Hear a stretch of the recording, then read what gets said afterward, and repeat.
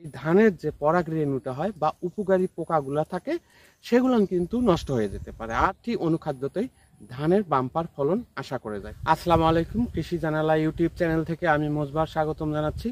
দেশ এবং দেশের বাহির থেকে যারা দেখছেন তাদেরকে শুভেচ্ছা এবং স্বাগতম।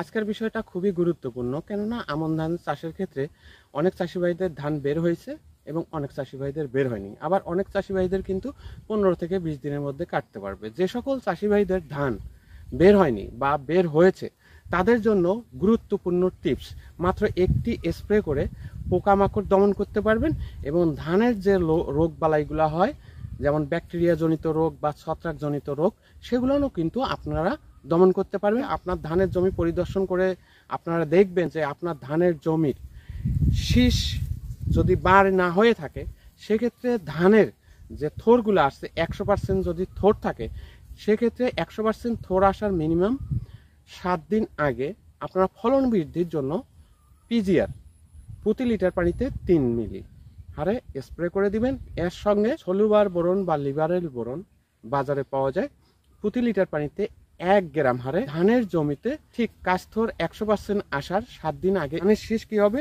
লম্বা হবে এবং ধান সহজে চিটা হবে না, ধানের দানাগুলো পুষ্ট হবে এবং ওজন বৃদ্ধি হবে। দ্বিতীয়ত, পিজিআর বা সলুবার বোরনের সঙ্গে আপনারা ছত্রাকনাশক বা কীটনাশক দিতে পারবেন কিনা।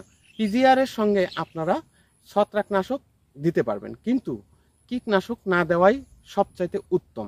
এবং কীটনাশক আর ছত্রাকনাশক এবং অনুখাদ্য যেটা বোরন বলা হচ্ছে, সেটি আপনারা একসঙ্গে ঠিক বিকেল বেলায় স্প্রে করে দিবেন।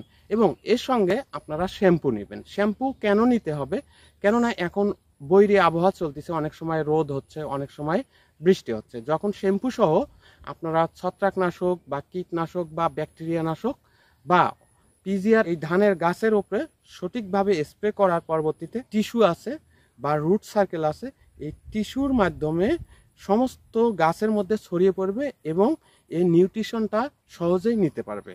সেক্ষেত্রে ধানের ফলনটা ভালো হবে। ধানের শীষ বের হওয়ার আগে যদি ধানের জমির কন্ডিশন ভালো হয়, সেক্ষেত্রে আপনারা কি করবেন, পিজিআর না দিয়ে বোরন দিবেন।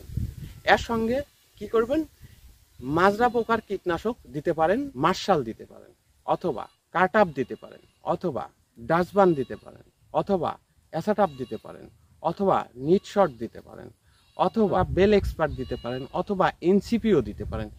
এই গ্রুপের যে কোনো একটি মাজরা পোকার কীটনাশকের সঙ্গে আপনারা সলুবার বোরন দিবেন এবং ছত্রাকনাশক দিবেন। ছত্রাকনাশকের মধ্যে কি দিতে পারেন, যেমন বৈরী আবহাওয়ার মধ্যে কিন্তু নিচের পাতাগুলো অনেক সময় পচারি রোগ অর্থাৎ খোল পচা বা খোল পড়া রোগ আক্রমণ করতেছে।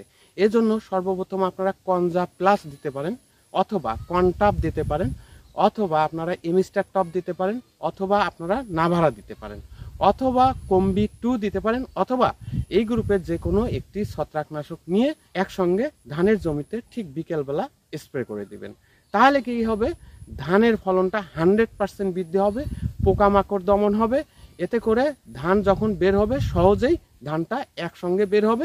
এটি গেল ধান বের হওয়ার আগে একটি স্প্রে। অনেক চাষি ভাইরা বলতে পারেন যে ধান বের হওয়ার পরে আসলে করণীয় কি। এটি কিন্তু খুবই গুরুত্বপূর্ণ। কেন গুরুত্বপূর্ণ, কেননা এই জমিটাতে আমি দাঁড়িয়ে আছি, এই জমিটা কিন্তু 100% ধান বের হয়ে গেছে, এখন কিন্তু পরাগায়ন অবস্থা আছে। এই সময়ে ধানের জমিতে ছত্রাক এবং ব্যাকটেরিয়া নাশক ছাড়া অন্যান্য কীটনাশক কোনোভাবেই প্রয়োগ করা যাবে না। কেন যাবে না, কেননা ধানের পরাগায়ন অবস্থায় যখন কীটনাশক প্রয়োগ করবেন, কারেন্ট পোকার বলেন আর মাজরা পোকার বলেন বা অন্যান্য পোকামাকড়ের জন্য কীটনাশক যদি প্রয়োগ করেন, সেক্ষেত্রে এই ধানের যে পরাগ রেণুটা হয় বা উপকারী পোকাগুলা থাকে, সেগুলো কিন্তু নষ্ট হয়ে যেতে পারে। আর যদি নষ্ট হয়ে যায়, সেক্ষেত্রে কিন্তু ধান অনেক সময় চিটা হতে পারে এবং ধানের রোগ বালাইটাও বেশি হতে পারে। এই জন্য কখনোই পরাগায়ন অবস্থায় ধানের জমিতে কীটনাশক কোনোভাবেই স্প্রে করবেন না এবং পিজিআর স্প্রে করবেন না। যখন দেখবেন যে পরাগায়ন পার হয়ে গেছে, ধানের জমিতে কারেন্ট পোকার কীটনাশক প্রয়োগ করবেন। এখন কারেন্ট পোকার কীটনাশক কি কি দিতে পারেন, যেমন প্রথমত নিট শট দিতে পারেন, দ্বিতীয়ত অথবা হিসাবে সাবা দিতে পারেন, তৃতীয়ত অথবা হিসাবে কারেন্ট শট দিতে পারেন, অথবা এই গ্রুপের যে কোনো একটি কারেন্ট পোকার কীটনাশক নেবেন। সাথে ধানের যাতে ব্লাস্ট রোগ বলেন বা নিট ব্লাস্ট বলেন বা গিট ব্লাস্ট বলেন, এগুলো যাতে না আক্রমণ করে সেজন্য আপনারা একটি ছত্রাকনাশক নেবেন। যেমন ট্রুপার নিতে পারেন বা ফিলিয়া নিতে পারেন, বা এই গ্রুপের যে কোনো একটি ছত্রাকনাশক কীটনাশকের সঙ্গে একসঙ্গে স্প্রে করে দিবেন। তাহলে কি হবে, ধানের ব্লাস্ট রোগ আক্রমণ থেকে রেহাই পেয়ে গেলেন এবং ধানের কাস্তর থেকে শুরু করে ধান কাটা পর্যন্ত অনেক সময় কারেন্ট পোকা আক্রমণ করে ধানের জমি শেষ করে দেয়। এজন্য কারেন্ট পোকা যদি কীটনাশক স্প্রে করেন, অর্থাৎ একটি কীটনাশক দিয়ে আপনার গান্ধী পোকা বলেন, পাতা মোড়ানো পোকা বলেন, বা কারেন্ট পোকা বলেন, বা মাজরা পোকা বলেন, সেটিও কিন্তু দমন হচ্ছে, এদিকে ব্লাস্ট রোগও দমন হচ্ছে। তবে ধানের জমিতে যদি দেখেন যে এখানে কালো কালো শীষ বের হচ্ছে, এটি কিন্তু অনেক সময় গান্ধী পোকা কিন্তু ধানের শীষ চুষে নিয়ে উপরের দিকে সাদা করে দেয় বা নিচের দিকে সাদা করে দেয়। যদি গান্ধী পোকা আক্রমণ করে তাহলে ডাস্টবান আপনারা দিতে পারেন, অথবা ফ্যান্টেড গ্রুপের সেম কাপ দিতে পারেন। একসঙ্গে দুইটা কীটনাশক এবং একটি ছত্রাকনাশক দিলে কিন্তু এই রোগগুলা দমন করা সম্ভব হবে। তবে যখন দেখবেন যে একটা দুটা বা 5% ধানের শীষ বের হয়েছে কিন্তু কালো কালো হয়ে চিটে হয়ে যাচ্ছে, তখন অবশ্যই ব্যাকটেরিয়া নাশক এই ছত্রাকনাশকের সঙ্গে কীটনাশকের সঙ্গে স্প্রে করে যখন দিবেন, তখন কিন্তু আর এই রোগগুলা থাকবে না। এখন আমি আপনাদের জানাবো ধানের ফলন বৃদ্ধি করার জন্য করণীয় কি। আসলে দেখেন, প্রথমত আপনার জমি আগে পরিদর্শন করতে হবে।